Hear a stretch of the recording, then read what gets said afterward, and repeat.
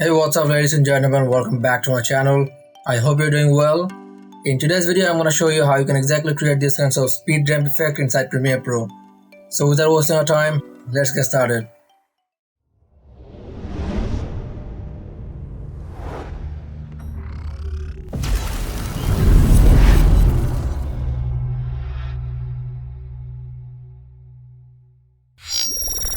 So first of all, open Premiere Pro and import our footage here.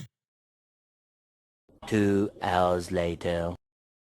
I found this video on pixels.com, and you can also get many copyright and royalty free videos and photos from there. If you want to download this video and follow along, then check the links in the description below. Now drag and drop the video in the timeline. Let's make the video a little bit bigger in the timeline. To do that, on the right side of your timeline, just drag this pin down, and you can see it's already bigger. You can see here a bar in the video, and this is the opacity bar. The more I drag it down, the less the opacity will be. But here we want to play with the time. Oh my god! Wow!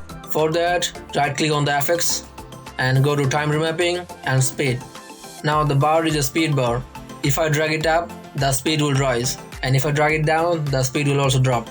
So find out exactly what you want the reverse speed ramp effect. In my case, I will add it right here. To get the effect, first of all on your keyboard just press Ctrl and click on the speed bar. You can see here another playhead is created. Again click on Ctrl and drag the playhead where you exactly want to finish the effect. It's as simple as that. And here you can see a reverse speed ramp effect inside Premiere Pro. And now after doing all that, if you want to make it a little bit smooth, just separate the playhead and create a nice curve here. And do it also for the end part.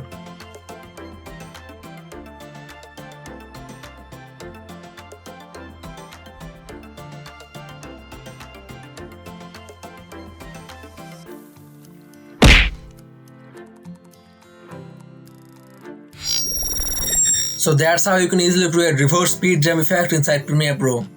So if you learned anything new from this video, then make sure to give it a thumbs up and make sure to subscribe my channel and press the notification bell to get interesting videos like this. My name is Simon, and I'll see you in the next one.